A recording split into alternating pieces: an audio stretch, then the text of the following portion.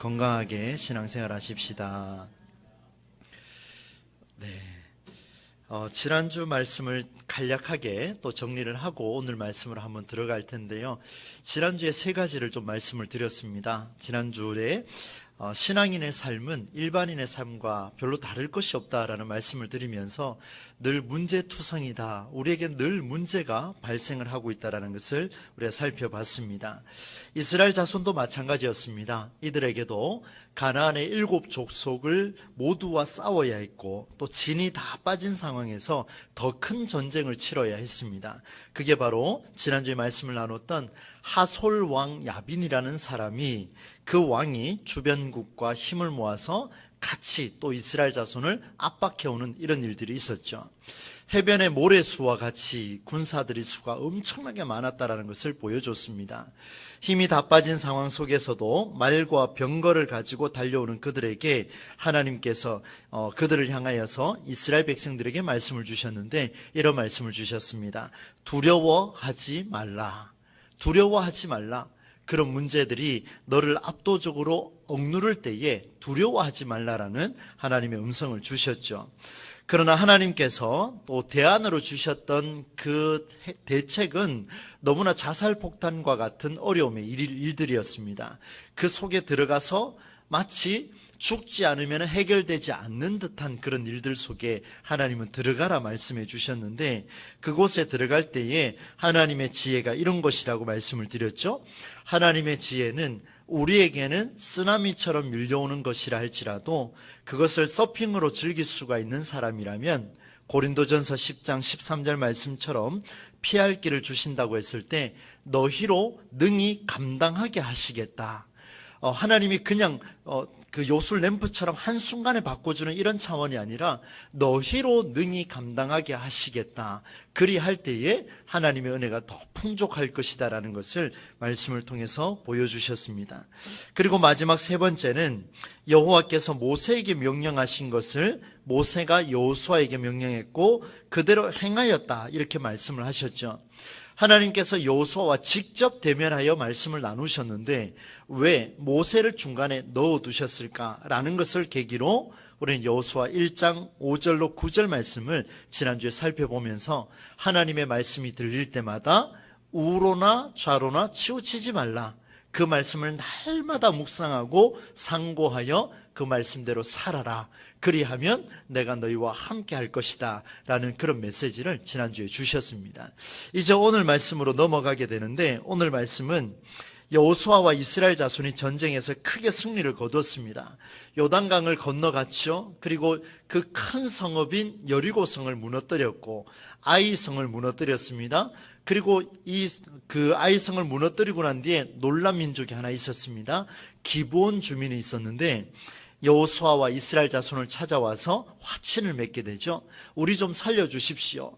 하나님 여호와의 이름으로 우리가 찾아왔으니까 살려주십시오 라고 했더니만 이 소식을 들은 예루살렘 왕 아도니세덱이 주변국 사람들을 다 모아가지고 와서 전쟁을 치르게 되고, 또 앞서 살펴봤던 것처럼 하솔 왕 야빈을 중심으로 모인 적들까지 모두가 다 달려와서 전쟁을 치른 것까지가 지난주의 모습이었습니다. 여러분, 오늘 본문의 16절로 18절까지 말씀을 보시면 여호수아가 그동안 어떤 땅을 점령을 했고 어떤 결과를 가졌는지를 말씀해 주십니다. 여러분 눈으로 한번 보시겠습니까? 제가 한번 읽어드리겠습니다. 저는 세번역 말씀으로 한번 읽어드리겠습니다. 이렇게 여호수아는 이 모든 땅 곧 산간지방과 네겝지방과 모든 고센 땅과 평지와 아라바와 이스라엘의 산간지방과 평지를 다 점령하였다. 여러분 여기까지는요, 네겝과 고센 땅을 중심으로 하는 요단을 중심으로 남쪽을 이야기합니다. 남쪽을 이야기하고요, 이제 그 다음부터 제가 말씀드리는 것은 북쪽을 이야기합니다. 그리고 세일로 올라가서 한락산에서부터 헤르본 산 아래 레바논 계곡에 있는 바알가까지 모든 왕을 사로잡아서 쳐 죽였다. 18절 말씀, 여호수아가 그 모든 왕들과 싸운 지가 오랫동안이라. 얼마나 길고 긴 시간이었으면 오랫동안 그들과 전쟁을 치렀는데 남쪽에 있는 모든 땅도 점령을 하고 그 위에 요단을 중심으로 위쪽에 있는 땅도 모두 점령하였다. 이렇게 말씀을 이어주고 있습니다. 정말 길고 긴 싸움이었습니다. 지칠 대로 지쳐있는 그런 그들에게 전쟁을 또 치르게 하셨던 그 하나님. 그런데 오늘 본문은요, 굉장히 특이한 말씀을 우리에게 주십니다.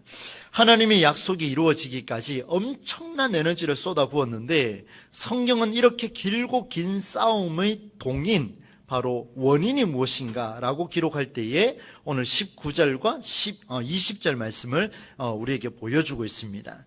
여러분, 어떤 이유에서 그들과 싸우게 하셨는지 19절로 20절 말씀을 우리 뜻을 생각하며 함께 한번 읽어보겠습니다. 읽겠습니다. 시작.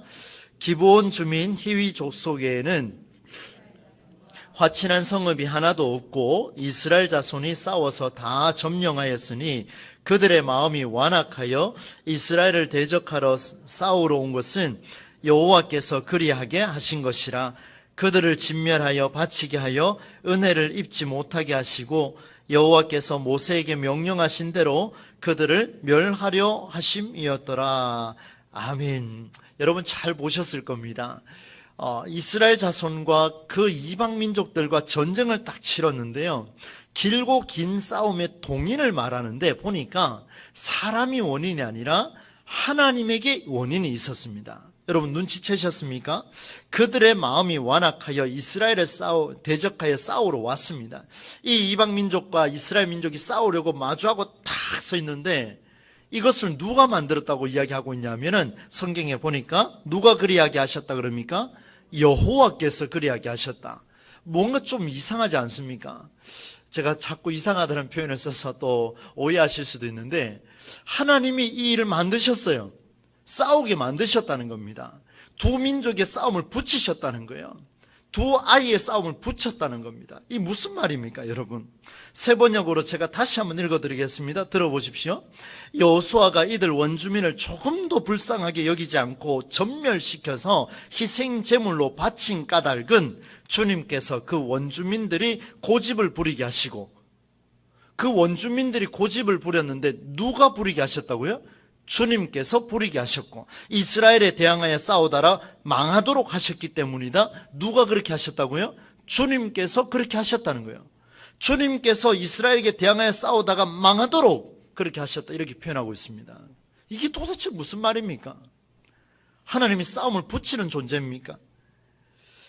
이것이 하나님의 방법이라고 이야기하는데 여러분 이 말씀을 잘 이해를 하셔야 됩니다.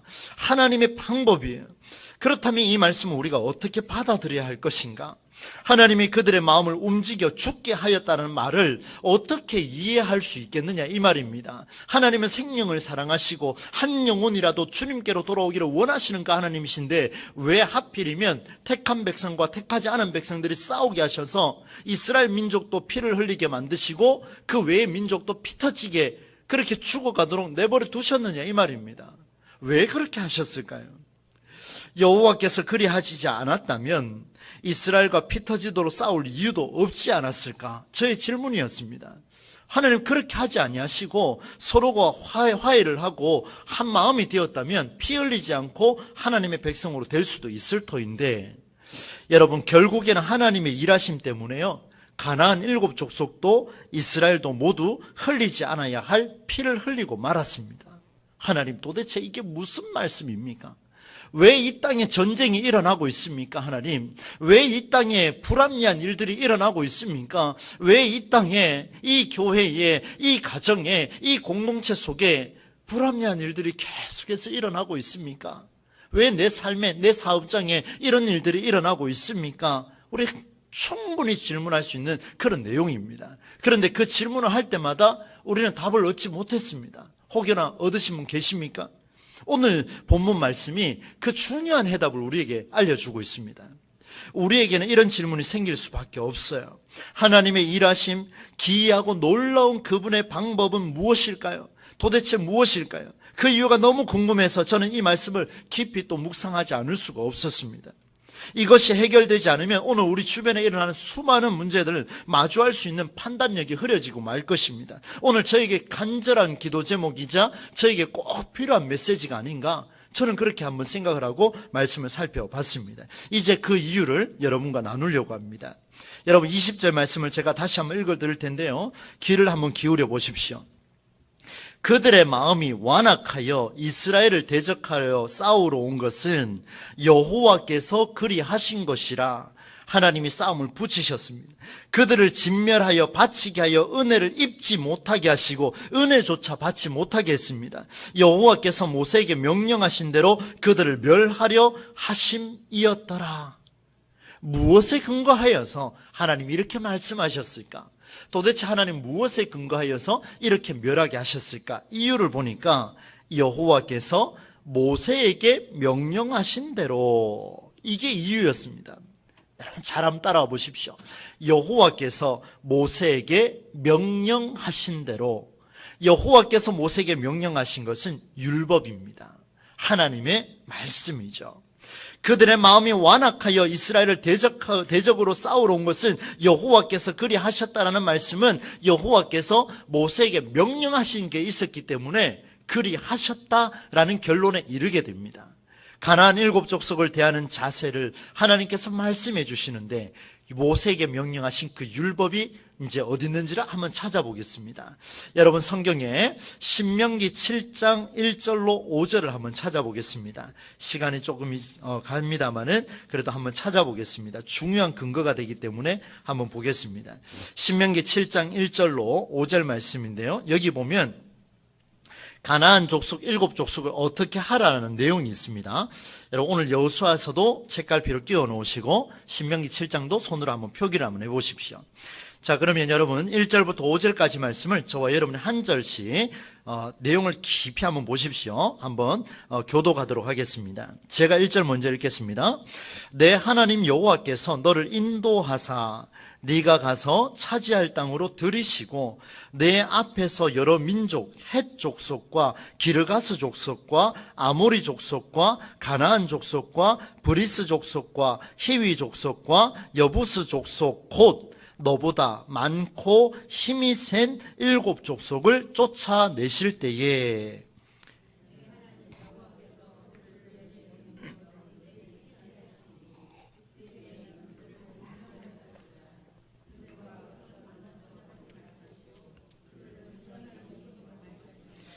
또 그들과 혼인하지도 말지니 내 딸을 그들의 아들에게 주지 말 것이요 그들의 딸도 내 며느리로 삼지 말 것은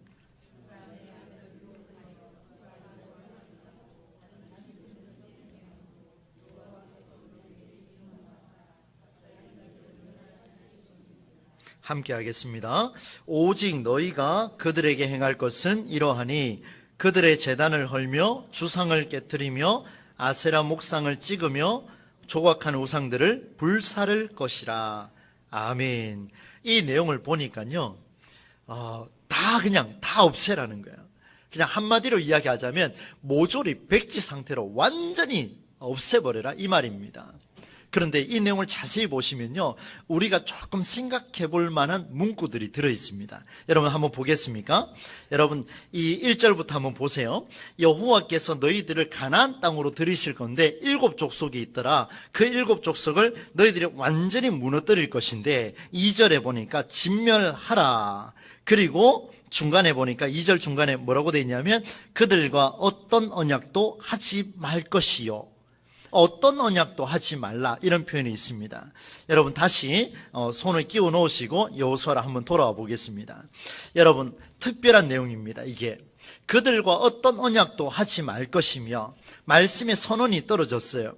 여호수아와 이스라엘 온 족속은 우리가 앞에서 묵상한 것처럼 가나안 7족속 중에 히위 족속 중에 기브온 주민은 살려뒀습니다.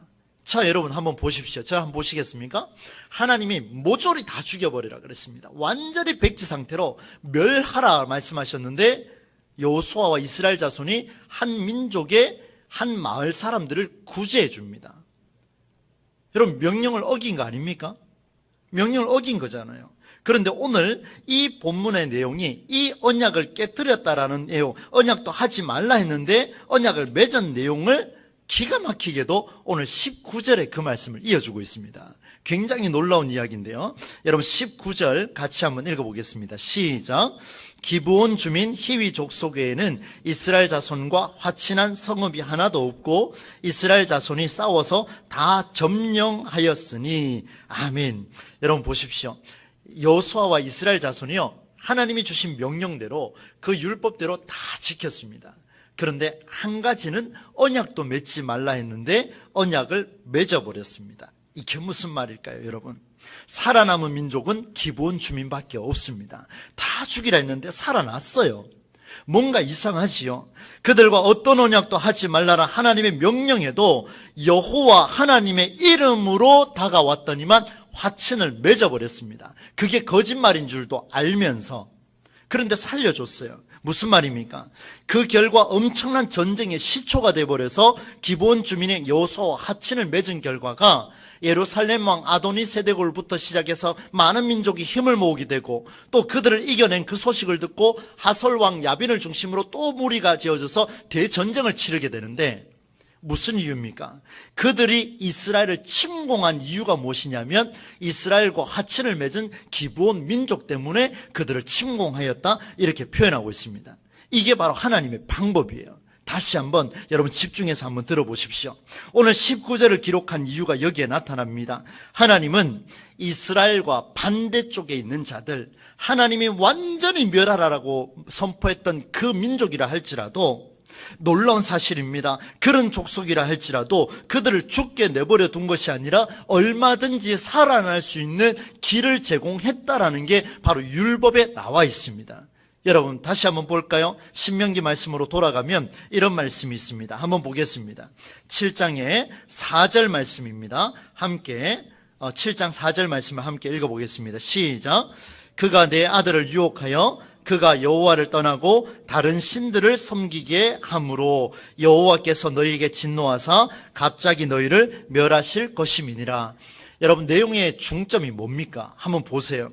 하나님이 그들을 진노하사 멸하시는 이유가 뭐냐면 그가 여호와를 떠나고 다른 신들을 섬기게 함으로 이방 여인과 이방 남자와 결혼하지 말라, 이런 표현을 담고 있습니다. 그럼 반대로 여호와 하나님을 떠나지 않고 다른 신을 섬기지 않고 하나님을 섬길 수 있는 기회가 주어졌다면 그들을 멸하라는 이야기입니까? 죽이라는 이야기입니까?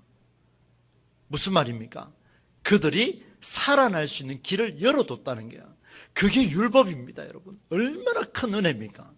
이 율법은 모조리 다 죽이라고 한 줄 알았는데 보니까 오늘 화친을 맺은 기브온 민족은 하나님께서 살려두셨다는 거예요. 여러분 우리 앞서 보셨지 않습니까? 여호와 하나님의 이름으로 언약을 맺었기 때문에 여호수아도 그 약속을 지키려고 애를 썼고 이스라엘 민족도 그 약속을 지키려고 애를 썼습니다.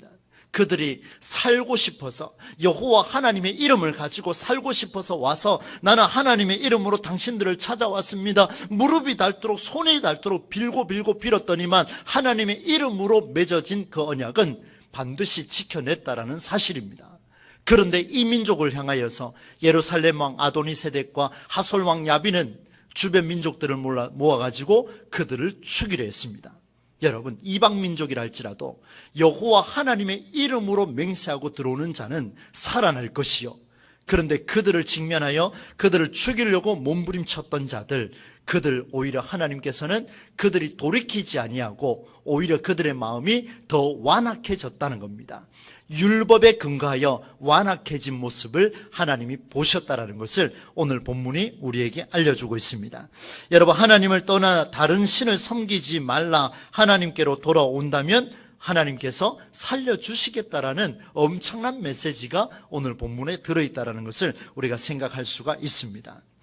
하나님의 백성에게 무릎 꿇지 않고 오히려 하나님의 백성에게 머리 숙인 그들을 죽이고자 전략을 세웠던, 협동공략에 힘을 쏟은 주변 민족들을 한번 보십시오. 하나님께 대항한 자들의 마지막이 무엇인가를 보여주는 게 오늘 말씀이죠. 그들은 모조리 무너지고 말았습니다. 화친을 시도한 민족은 기브온 주민 작은 마을뿐이었습니다. 비록 이방 민족일지라도, 비록 전쟁에서 패하고 죽을 운명일지라도 하나님을 두려워하는 자라면 살아날 수 있다라는 엄청난 메시지가 오늘 본문 속에 드러나고 있습니다. 여러분, 오늘 우리에게 주어진 모든 상황 속에서 우리는 전적으로 하나님을 의지할 수 있기를 주의 이름으로 축원합니다. 여호와 하나님의 이름이 이만큼 무서운 겁니다. 하나님이 너는 반드시 죽을 것이다 라고 말씀하셨지만, 그러나 그 하나님의 이름을 걸고 살려달라고 애원하고 부르짖는 자는 하나님이 살려주신다라는 엄청난 메시지가 본문에 드러나고 있습니다. 이게 바로 오늘 하나님께서 우리에게 주신 메시지입니다. 다시 한번 20절 말씀을 한번 보시겠습니까? 그들의 마음이 완악하여 이스라엘을 대적하여 싸우러 온 것은 그들이 율법에 근거하여서 하나님을 믿으려 하지 아니하고 오히려 하나님을 믿으려고 하나님께 살려달라고 부탁한 기브온 민족을 죽이려고 다가온 것은 여호와께서 그리하게 하신 것이라. 여호와께서 그들을 죽이려고 맘먹었지만 율법에 근거하여 그들은 죽을 수밖에 없는 길을 누가 선택했습니까? 하나님이 선택하셨습니까? 그들이 선택했습니까? 그들이 선택했다라는 겁니다. 무서운 이야기죠. 여러분, 하나님께서는 딱 말씀대로 규율을 딱 주셨습니다. 그런데 그 규율을 주시면서 우리로 죽게 만들어 내버려 두셨다? 아닙니다, 여러분. 생명을 상하게 하려고 하는 자들은 하나님의 율법에 근거하여 자기 욕심을 채우려고 움직였던 자들, 바로 이 주변 민족들이었다는 사실을 우리가 기억해야 할 것입니다. 이 땅의 수많은 전쟁도 오늘 말씀에 비춰봤을 때는 이런 차원에서 자기 욕심을 가지고 자기의 이익을 위하여서 움직이고 있는 수많은 전쟁들 속에 이게 과연 하나님의 섭리가 있습니까? 라고 물으면 하나님이 그렇게 하셨습니다, 이렇게 답변하는 자들 굉장히 많습니다. 그러나 두려워하셔야 됩니다. 그것은 하나님의 방법이 아닙니다. 하나님의 방법은 어디까지나 돌이키고 돌아오라. 어디까지나 율법을 주신 것은 그 율법대로 살 때에 하나님께로 돌아올 수 있다, 살아날 수 있다라는 엄청난 메시지를 준 거죠. 그래서 우리는 하나님이 이렇게 하셨다라고 말하기 이전에 나는 하나님 앞에서 이 율법에 근거하여 얼마나 하나님과 씨름하고 하나님께 집중하고 있는가를 우리가 생각하고 돌이켜볼 수 있는 것이 오늘 우리에게 주신 하나님의 음성이다라고 그렇게 말씀을 살펴볼 수가 있겠습니다. 이제 말씀을 정리하면서 한 가지만 좀 더 살펴보려고 합니다.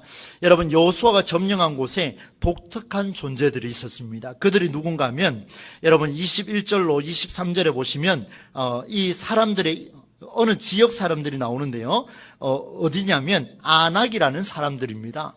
이 아낙 사람들이 누구냐면 이 사람들은요, 그 키가 큰 사람들로 알려져 있습니다. 한번 들어보셨죠?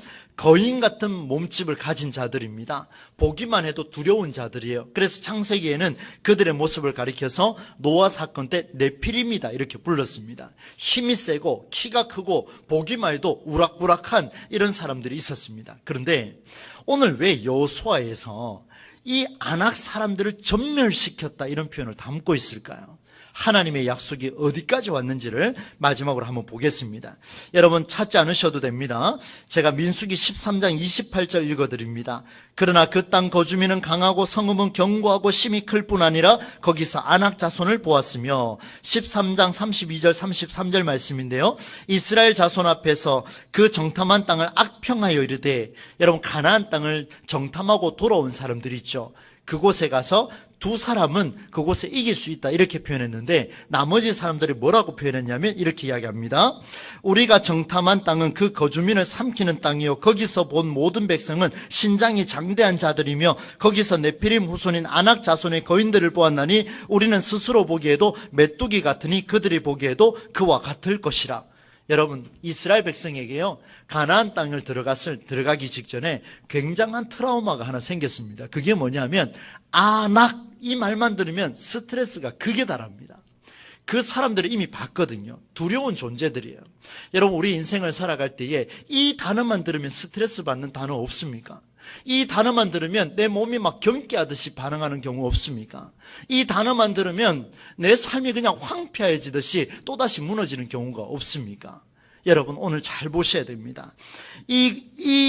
이렇게 보는 그 시점에 따라서 그들은 하나님을 원망하게 되는데 이스라엘은 이로부터 광야에서 40년을 방황하는 괴로움의 여정을 시작하게 됩니다. 엄청난 여정이죠. 그 여정을 시작하고 광야 생활을 하고 종지부를 찍는 게 어디냐면 오늘 본문입니다. 오늘 본문이 종지부를 찍는 거예요. 삶의 문제가 여러 문제로 또 그 단어만 들으면 해결되지 않는 모든 문제가 있어서 끝까지 지금까지 달려왔는데, 그런데 하나님께서는 이 안악 사람들을 중간중간에도 다 해치워 주셔도 되는데, 가장 트라우마처럼 마지막까지 붙들고 있었던 그 트라우마라는 표현이 제가 주일날 하다 보니까 계속 나오는데요, 이 가장 걱정되고 근심되는 그 마지막 한 가지, 이게 제일 먼저 해결됐으면 모든 게 해결될 것 같은데, 그런데 여러분, 성경은 이렇게 말합니다. 그 문제, 너를 가장 괴롭히는 그 문제를 해결하고자 너는 언제까지 하나님을 붙들 수 있겠느냐? 여러분, 우리에게 상당한 도전을 주는 그런 메시지라 그렇게 생각을 합니다.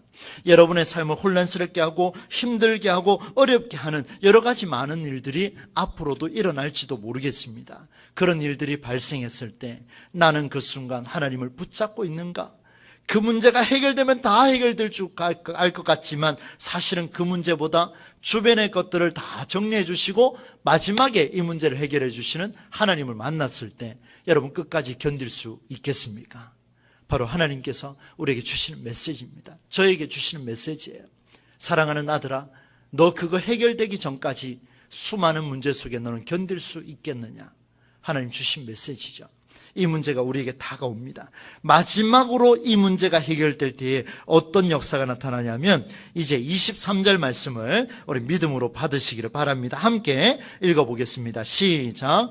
이와 같이 여호와께서 모세에게 말씀하신 대로 그 온 땅을 점령하여 이스라엘 지파의 구분에 따라 기업으로 주매 그 땅에 전쟁이 그쳤더라. 할렐루야. 예, 그렇습니다, 여러분. 오늘 우리가 직면하고 있는 수많은 문제, 저는 잘 모르겠습니다. 여러분이 가지고 있는 문제가 있을 수 있고 또 저는 저에게 있는 문제들이 있을 수 있습니다. 고민들이 있을 수 있고 기도 제목이 있습니다. 그것이 하나님 앞에서 우리가 마지막까지 이것만 해결되면 해줄 줄 알았는데 라고 생각했던 것, 아직까지 해결되지 않은 문제가 여러분에게 있습니까? 그렇다면 더없이 하나님 앞에 엎드립시다. 여호수아처럼 끝까지 점령하고자, 이 문제 해결하고자 지팡이 붙들고 한번 달려봅시다. 그러면 하나님께서 아낙 자손, 듣기만 해도 스트레스 받았던 그 단어 오늘 우리에게 해결해 주실 줄로 믿습니다. 언제요? 마지막 순간에 해결할지도 모릅니다. 그 마지막 순간에 해결해 주시고 그걸 붙잡으실 때에 여러분 어떤 역사가 나타납니까? 그 땅에 전쟁이 그쳤더라. 오늘 저와 여러분의 삶에 수많은 전쟁이 마지막 한 가지가 해결되기 전까지 끝까지 붙들고 있을 때 하나님의 해결해 주시는 그 순간 모든 문제가 해결되는 역사가 나타나게 될 줄로 믿습니다. 오늘 이 말씀 여러분 가슴에 잘 한번 새겨보시면서 하나님의 일하심이 어떻게 드러나는가를 한 번 더 우리가 한번 살펴보기를 원합니다. 바라건대 오늘 이 두 가지의 메시지를 통하여서 여러분의 삶에 오늘도 수많은 전쟁의 역사가 끊어지는 복된 은혜가 나타나기를 주의 이름으로 간절히 축원합니다. 여러분 찬송가 446장 부르시면서 오늘 말씀 생각하며 함께 고백하겠습니다.